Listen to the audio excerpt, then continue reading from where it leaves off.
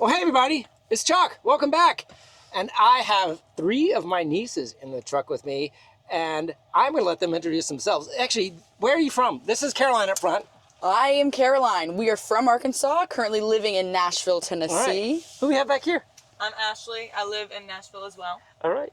I'm Elizabeth, and I'm from Little Rock, Arkansas. All right. Have you guys ever been in a Tesla? Been in one, but you know, like an Uber, nothing too exciting. Okay, so that was what I did. You don't have any friends that own one, so have you ever experienced full self-driving? No, this is No. my first time in a Tesla besides being in Charlie's yesterday. So what we're trying to do here is do a reaction cam video to where you guys just aren't listening to Chuck say how great it is. Maybe I'm going to scare them. Maybe the truck is. We are actually in kind of the Gulf Coast of Florida now, so I'm not in Jacksonville, those of you that watch me a lot. We are just going to, we put in a destination here on the map, and we just try to find something. I think we picked Chapel at Seaside, and we're just going to put that in there and see where it goes. The chapel's closed, so we can't go to church today. Oh no. But when you engage it, we're just going to kind of keep going here. It's got its initial route, and you see it's already said tap to activate drive. So it just wants me to tap this. The drive is on, and that little gray steering wheel means FSD is available. So I'm just going to press that button, and I'm not touching anything. The truck is figuring out where it's going, and now look at the situation it just got itself in. Where's it going to go? So, believe it or not, this is a difference in my Model Y and the truck. The Model Y I have at home has reverse capability. This is a closed road. The map does not show it as closed, so it actually got itself in a bind. And what you're going to see here, I'm in Santa mode so you can't see it. So I'm going to take Santa mode. Well, I had to show them what Santa mode was. So Santa mode is now off. I'm going back to the Cybertruck. And what you're going to see under here is the Cybertruck is trying to reverse itself to get out of this situation. But that feature is not available in the Cybertruck yet. That is coming. Is my tonneau open? It was open. I guess I pressed that button. So, believe it or not, we're starting off at the disengagement because the Cybertruck can't reverse yet. So, Come on, Elon. We're gonna put it in a right direction so it doesn't have to. I need to turn off the speaker so it's not talking to us. So navigation here, and turn that sound off there. So we're not hearing it. So we're backing up, and we're gonna point it in the right direction because that road, if we opened the gate, it would have gone through it. But. Interesting that it can't reverse yet, though. So the Cybertruck has 4-wheel steering, which is a different dynamic. In other words, all 4 wheels move. And it's like, since the Model Y, they have not figured out how to deploy that with full self-driving software completely yet. That's my guess on why it doesn't reverse yet. Okay. But the software kind of knows when it needs to reverse. It just can't do it yet. Physically. Yeah. So as we're driving this direction, what I'm waiting on is that little steering wheel. And when I engage it, it's driving again. So essentially it's kind of got a, do I see where I am? Do I see the road boundaries, and do I know what to do? So there are several modes of full self-driving. One of them is called city streets. And that's what we're doing right now. Stop signs, interchanges. Can it see visibility? Will it creep out? Turning to the right, looking for pedestrians. And the highway mode, it's kind of like navigation, lane changing, going around trucks, things like that. So they separated the stacks, but now they're merged where it will seamlessly go from city streets to highway and back and completely do all of the functions. Now you see we got a parked car here. It gave it distance, it's going around it, and now it's going to get back over to the right for the stop sign. So now we're like at an interchange, we're kind of in beach traffic mode. It's got to creep out, and now it's got to say, when is my gap? It's waiting on this truck, and it's probably going to go right now. Wow. That felt safe. Smooth? Yeah. Now, over the 4 years I've been testing this software, early on, it would jump out in front of cars that were coming a little too fast that made me feel it couldn't see them far enough. Yeah. Right. But it seems to have just gotten so much better. Did that braking feel smooth? Yeah. I was going to say not too close, comfortable speed. Yeah, I mean, and smooth, right? Not jerky. Now, take a look at the screen at everything it's seeing. There's pedestrians all the way over here on the sidewalk. And it's seen them. It's seeing them. Is that a sensor in the software? It's all cameras. Okay. There are no LiDARs, there's no radars. It's doing it with 8 cameras. It's blending all the cameras together. So why does it give it this view instead of like, you know, just as if you were looking at a camera? Well, if you want to look at the cameras, you can. Yeah, that's more distracting, honestly. It is. Now, in this mode, you see this is my tail camera. I can pinch to zoom this. I can also move this around. There's a lot of different things you can do with your visibility. But honestly, I had it in this full widescreen just so you can kind of see most of what it's trying to present you. And then it shows you There's kind a of lot the map. crosswalks on this path. Does it notice that pedestrians will be waiting for crosswalks? Yeah, I hope that's a we good get question. one. I hope we get one. The answer is yes, but I would even say it is more cautious around pedestrians than a human might be. Okay. Yeah. Now, if a person was standing right at that crosswalk, it probably would keep going. But if they lifted their leg up like they're going to start walking, it would stop. Okay. It senses these, what you would call a vector of the VRUs, vulnerable road users. They include bikes, pedestrians. Now, would you give this truck a little room? Yeah. Watch. You see that? Oh, they did. It didn't cross the yellow line, but it went as far over as it could. knew. Yeah. That did better than I would do. I'd be a little nervous. So the goal is probably to anticipate any sort of like quick changes. Like these kids. What if that kid took a left there, right? Does it slam on your brakes? There is emergency braking on here that you actually cannot turn off completely. That will be very cautious. Oh, what? It Look, already you see knew that? the stop It sign. saw, no, it saw this car backing out. Look. Oh. You see? He was reversing. I thought it was anticipating the stoplight. That's smart. It saw that car backing out. The other day, I posted a video on X. It was like 2 days ago. It's already got like 700,000 views. I was driving along talking in a video just like I'm talking to you ladies, and the car just started stopping. And I'm like, what the heck is this thing doing? And a black cat walked across the street. I didn't see it, but a black cat crossed me. And then I'm like, oh my God, it stopped for the cat. And then, of course, a black cat crossed my truck. And 5 minutes later, a $500 camera fell off my truck. So And you stopped for the cat and everything. And I went back to get the camera, but I did stop for the cat. Anyways, it was just kind of funny, the sequence of events of losing an expensive camera, crossing a black cat, but the car... and the or car truck, stopped and for the black cat. Was the camera, like, you set it on there? It was a suction cup on the top of the truck, and I do a special mode. I'm not doing it now in this one where I put a 360-degree camera on the top. Yeah. But as I'm sitting here talking to you, ladies, in the truck, what I'm not doing is I'm not focusing on driving. I'm not focusing on stopping on that car if it hit its brakes. It's kind of like flying an airplane when you have the autopilot on. You're able to elevate your attention to other tasks than physically worrying about hitting the car in front of you, staying in the lane lines. It's got its blinker on. It's going to turn right here for the navigation you gave it. We don't really know where this is going, do we? You just picked a spot on the We map. just picked a spot, but this was the direction we wanted to go. But Yeah. I do know where this church is, but walking path is different than driving. Yeah. Does the car self-park? It will. So remember I told you it doesn't have reverse. The Model Y will self-park. It can't parallel. The truck will pull in straight to a spot sometimes, but it's not included as a feature right now. So sometimes it doesn't do what we think it should. So there's some modes here on the camera, on the car. You see it's got a speed limit it sees of 25, but it's just kind of being 15, kind of going, let me be slow here. There's a lot of things going on. So interesting, we have a little bit of a traffic circle here, and what is it scheduling itself to do around this circle? Okay, so it's going around into the straight, so it's essentially not going through a circle.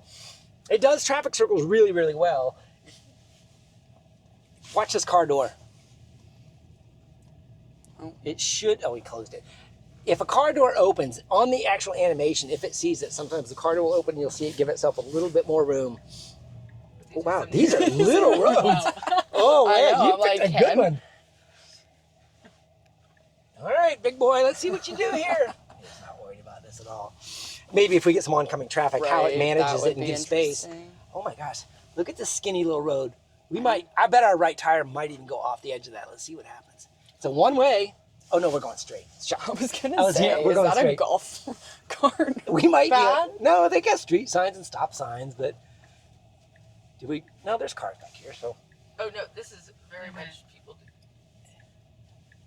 do. But yeah, this is what I was saying. You said difficult route. Yeah, this was a great spot. Oh, look at these cars. We're gonna have to get. Ooh, it's the pedestrians. Now this is going to be good. Why? It's going to try to react to what they do. They're going to give us a little bit of room, and you see it's just going to go around them very slowly and cautiously. That wasn't even much to say, but it really does handle pedestrians very well.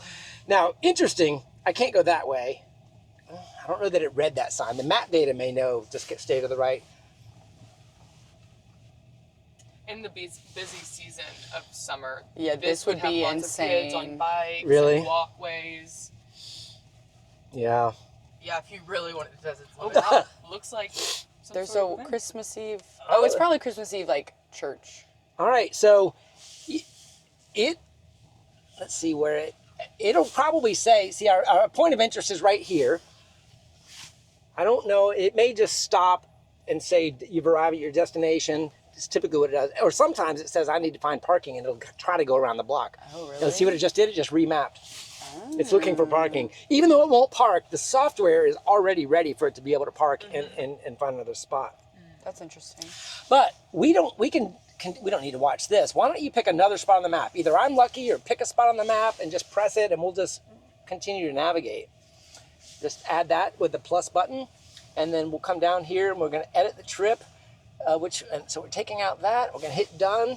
You see it telling me to pay attention to the road? That's because this camera sees me looking at the screen and it was starting to flash. I was about to ask about that. Yeah, it'll be patient for a little bit and it'll escalate if you stop, and then if you completely ignore it, it'll turn off full self-driving. Oh. So how long did it take for you to like get used to not touching the wheel? It's been such an evolution for me. I would argue it didn't take me long. But I do think that if someone were to buy a Tesla right now and just go and do this, it would be a little bit of a letting go thing. Because there is a little bit of trust here, because you don't know where the boundary is, and you're just saying, well, Chuck must know what he's doing here. But somebody may say, is it going to give them enough room? Or I don't want to be a obnoxious driver that doesn't give them enough room. If a mom is pushing a stroller, I think you should give them more room. And sometimes the car, the truck, the software doesn't know how to be human yet. It's still just kind of doing mechanics of the drive. Now, this is an interesting intersection. So it wants to go right here, but look at these pedestrians it's waiting for. They thanked us, but they need to thank the robot. Tesla. That's right. Oh, good. We got some traffic here. So now we got to make room. He's going over to the... He just does it. He actually took the hit for us. But if he had asserted himself, there would have been a little bit of battle there. Yeah. And the truck would have probably scooted over to the right. Another pedestrian crossing, and it's just going to probably stop until... Oh, this is great. Pedestrian, car, not enough room for both. More pedestrians. More pedestrians. But look, it's not just giving up. It's just exerting. So half of what the pedestrians need to see from a car is what is your intent. Yeah. A small roll, like in New York City, the only way to cross a pedestrian crosswalk is with that slow roll to get yourself in the intersection. Otherwise, they're just going to keep walking. Now, let's go left. It sees this car over here. This is a great little scenario. Yeah. And it can't see over here real well, so you're going to have to watch what it's doing. It's got to creep, and it knows how to creep. It just slow. And... So as you're starting to see the software kind of do what a car does, can you at least visualize, like, not even being here? I mean, it's smooth enough that if there was no steering wheel, no driver, can you see it? I mean, what if a Tesla robotaxi picked you up? Yeah. You don't have to deal with the driver. Young women don't have to figure out, who they're in the Uber with. Yeah. Right? You just got you and a robot. I think that's an enormous use case. I think so.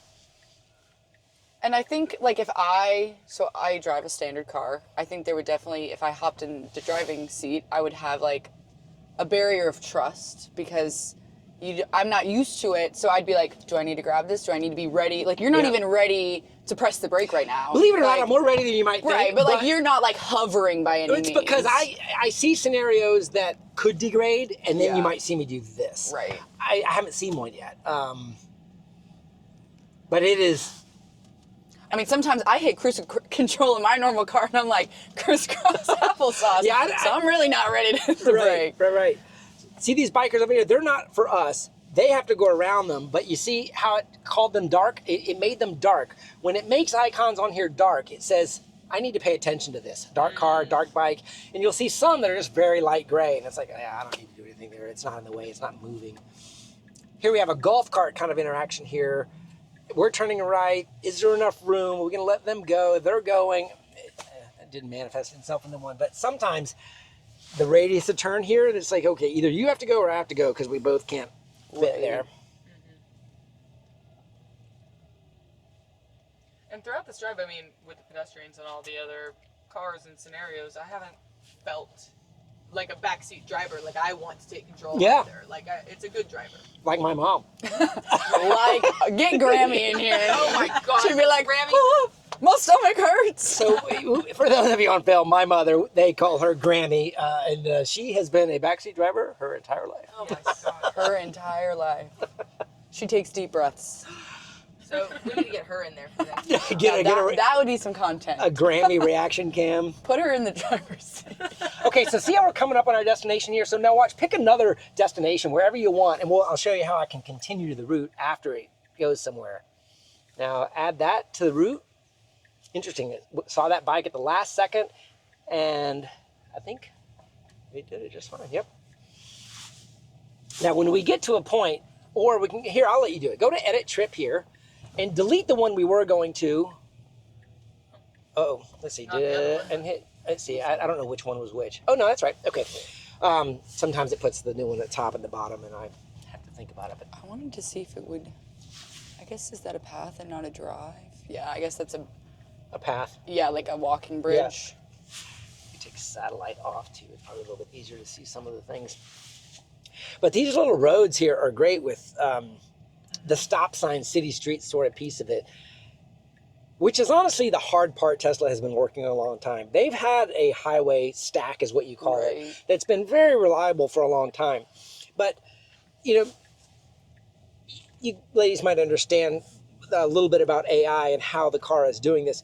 They have replaced 300,000 lines of software code that used to do this back in 2020 with what is called an end-to-end neural network now. This is being done 100% by AI end-to-end. And what end-to-end means is it is making an AI decision from camera to control. So the cameras are receiving photons all the way to making the steering wheel without any code in there going at stop signs, turn right. What you're doing is you're giving thousands of videos of humans driving cars and stopping at stop signs, and the neural network has created these weights for this model that just says, when I see a stop sign, turn right. And that's a layman's explanation of it, but that's actually what it's doing. So if they need to fix something, it's no longer going in and tweaking a line of code. They got to give it more examples of the behavior they want. And a weird little use case is what's called the California roll. And in California, they don't stop at stop signs. They just roll them. But many people roll stop signs in the country. But the laws in the United States say, thou shalt stop. So what they had to do was create data that showed the car stopping at stop signs to get it to stop, because all of the human data was basically rolling.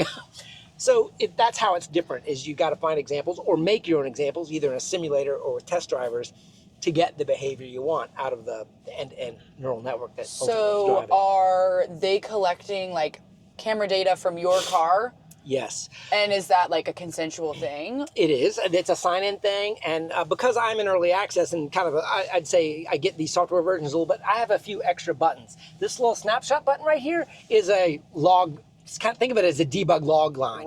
They get an extra snapshot. Some cars, mine included, after the end of a drive, if I connect it to Wi-Fi, it'll upload 20 to 30 gigabytes of data. Oh, wow. Most of it is camera data. Some of it could be telemetry data, GPS data, whatever they needed to get it. Now, the data that comes off of the truck isn't what you would consider ready to go into the neural network training data set. They would need to then label it, right? They would need to go mark it and say, oh, here's a stop sign example, or oh, here's a highway merge example. So is that a human who has to do that? It's a combination of human and auto labelers. But there is still kind of a human in the loop, but the auto labelers are getting good at presenting the human clips to review and decide, do you want this or not? Let's see, how do we do on this route? This is a nice little navigation through these little side streets.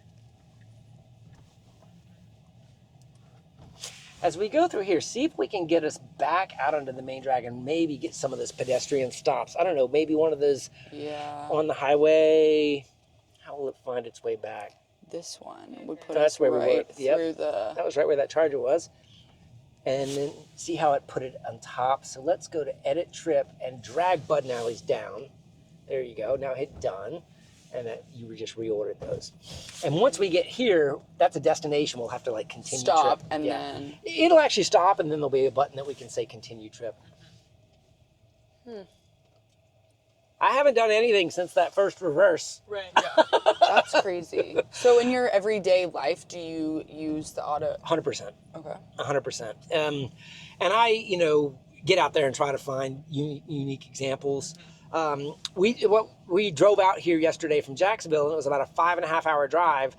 I didn't have any pedal engagements or steering wheel disengagement, except for, just like we saw earlier, backing into the supercharger twice. It came 5.5 hours here without me doing anything. Does it recognize if you are holding a phone? Does it get mad at you for that? Let's watch. 1 potato, 2 potato, 3 potato, 4 potato, 5 potato. It's gonna bust me here. I'm going so slow. Sometimes it does. It's like send that text. Sometimes it lets you look at your phone at a stop sign because it's not an active. But Please pay attention. Yep, and that's a beep. So then it would turn off if eventually... It would escalate. It would escalate. It would go boop, boop, boop, boop. And then eventually it would be red hands and it would turn off full self-driving. And there's something... If you were asleep, it'd do the same stuff? If I was dead asleep and didn't ignore all of it, it would warn. And if I didn't disengage and take over, it would pull over. Have you tested that? I have not. If you were in a medical emergency, I've had friends' parents have a seizure while driving. Would it do the same thing? Does it recognize it's a medical emergency? It would go through the it would go through the process if you're not paying attention, and then ultimately stop. Pull you over. Safely try to get out of the lane of traffic is what it would So do. narcoleptics need Teslas. Right. There's a lot of people I think that need Teslas, and mostly is because. You guys are a great example because you had never seen it before. I am in such a bubble of understanding what this software does. Yeah. The world doesn't know. Right. And when people see news clips or media clips about Teslas driving themselves, they translate to your car having cruise control and go, oh, my car does that. Or, my car stops for cars in front of me. It won't hit them. But this is a whole nother level when you're doing stop signs and neighborhoods and pedestrians. There's not another car on the road that does this that you can buy. Waymo does it in San Francisco, Chandler, Arizona, and soon Austin. But, okay, so here's that destination. And look how it's pulling over in this situation because it found a spot. And, of course, the kids love the horn. They're like, what? So now, where's the continue? If I hit... And there is a disengage. If I re-engage it, come on, I want to go to the next point. Sometimes there's a continue button. And it's got the left turn signal on. It didn't sequence that because it doesn't think we got to it because it was in the middle of that parking lot. So can you speed? You can't speed. So you didn't speed once this whole entire way on the highway. I can, believe it or not, I can give this an upper threshold of a maximum of 85. Okay. And I can give it modes. Like right now we're in standard mode. I can go into chill mode, which loves the right lane. And I can go into hurry mode, which is like, That's crazy. Everybody in LA says the hurry mode's the only thing they can use. Otherwise, you're just going to get taken advantage of. Yeah. I leave it in standard typically when I'm driving, but just for the purposes of this, I'll leave it in hurry. And tell me if you think it makes any difference. On these roads, I don't expect it to speed, but like when you're on a highway, the hurry mode goes around trucks very quick, and it will go, if you're at 70, it'll go 83, it's kind of a thing. But what it also does is it tries to feel the flow of traffic to get that speed. It's not going to just start passing cars crazily, but if everybody's going 80, it's going to go 80. Okay, which is honestly the safe thing to do in some intersections. Oh, did you see that? Yep. She came right out. Gosh, if we'd hit that just a little bit differently, you'd have seen a completely different interaction because it would have seen her coming and it would have very aggressively stopped. But we were just past her. We were hurrying around her. We were in hurry mode. Do you think any of these pedestrians will be concerned about the way the truck's driving around them? I don't think so, but No, and we've been going slow enough to where they have time to react too if they needed to. yeah. And there's a lot of, we're like on proper sidewalked streets. Yeah. I think it'd be different if it was a share the road situation. Very likely. How is it with speed bumps? Does it recognize it and do it all normal, or do you ever hit them? So that has evolved over time. It does see them, but I've also seen some that it didn't see. And a big factor, I think, is lighting. So like in the shades of these trees, if there was a speed bump, see them. but if they're marked on a map, it stops every single time. Going over railroad tracks, every single time. A complete stop or just a slow down? No slow down. So like it'll go over them at like 9 to 12 miles an hour if on a 35 mile an hour road. Like these little bumps that we're hitting occasionally here are so small. I think it's just and the truck's so big. It's just like I'm a Cybertruck. I can take this bump. Yeah, I have an air suspension. It takes all that into consideration. Okay, so it's got a left-hand turn here, but it's a divided road, so it needs to cross and go to the right. Yep.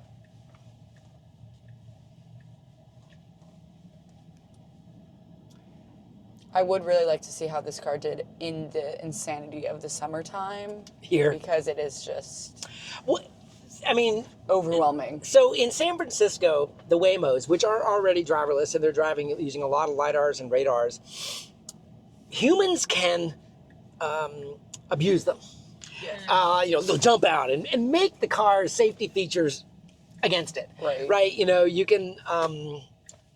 And a lot of people say, well, should we put badging on the car that says the car is driving in autonomous mode right now? And most people are like, no. So it just knew to turn right on red. It knows right on red. Okay.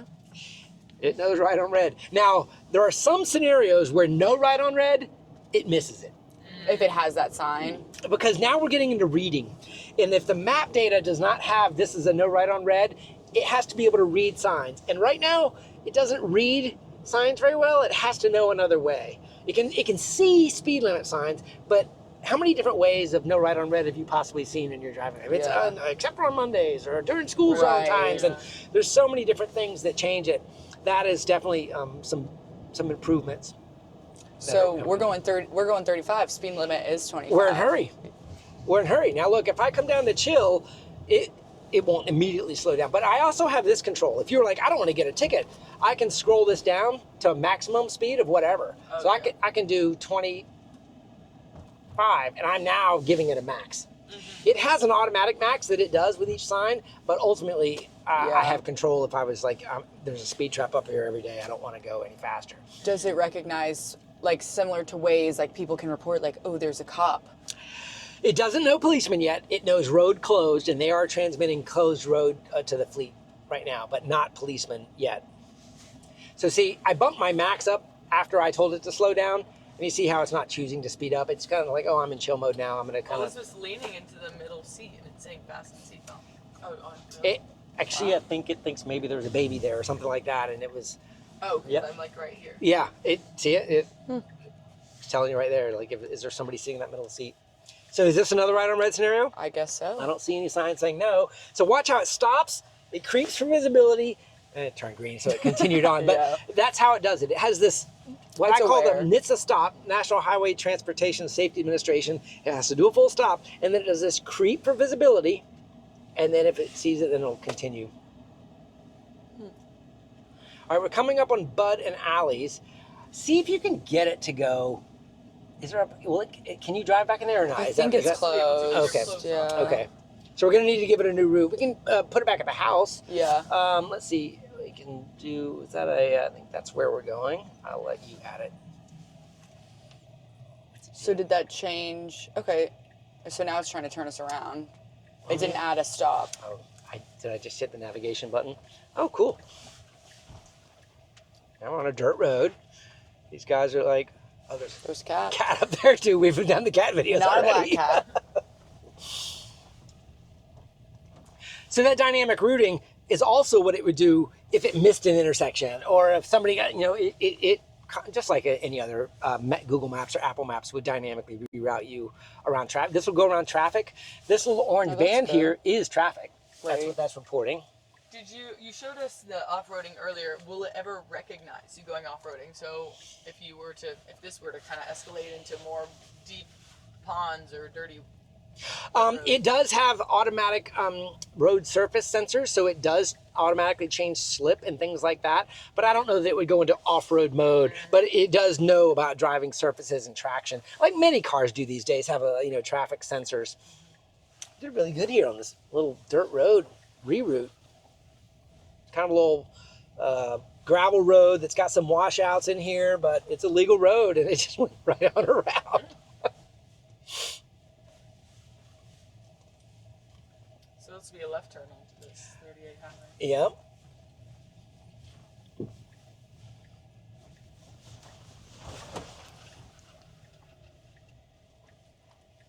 So you see how I can't see here? I should think it can't see it either. So you're going to see it creep out, slowly look, and then commit. That was pretty smooth. Yeah. And if a car had been coming or a pedestrian had been coming, you would have felt not an abrupt stop, it would just stop just before it got out of the lane. Yep. Have you ever been in it and it's like missed a turn? Over the years, yes. Recently, no, unless I forced it by giving it a lane change at the last minute and I didn't have time to get over. That's a good discussion point. The vision driving system, it almost felt like it was going to go through that red, didn't it? Did it just turn red? I wasn't paying attention. No, but it is on the crosswalk. I didn't know if it turned red at the last minute or I think what's we had that? time to slow down. Okay. Sometimes I feel like the navigation planner and the vision driving system are both giving opinions to the neural network to say, do this. Yeah. And if they don't agree, sometimes the car will go a different direction than planned. And I'm like, whoa, how did that just happen? Going? So it's like there's a little, Dr. Jekyll and Mr. Hyde in there, and you get to see who wins the neural network battle. Because it doesn't completely make sense. But a lot of times when that happens, 2 or 3 seconds later, like, I don't know why we're stopping again. We're slowing down for those pedestrians. It might have seen him at the back of that truck. It's fascinating to watch all these behaviors because usually there's a reason, and usually I'm the last one to realize why. Right. We got like at 0.8 miles, so it's definitely not navigation. We are in chill mode too. That is true. Oh, and I got this car behind me. Do you see how this is where I'm like, do I need what? I'm just going to let it do its thing. But just because I haven't intervened yet, it'll be great to do a complete intervention-free drive. I had it in chill mode. It slowed down for some stuff, and I've got a car on my back end, and it is accelerating. Pedestrians that would have been crossing.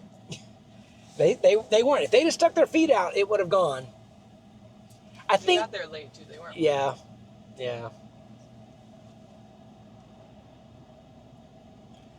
I guess it also, like, if that car stopped first, do you think it would recognize that that car was stopping, so if there was a pedestrian? It does have some, is it my turn logic in it? Like at 4-way stop signs, it does very good about whose turn it is.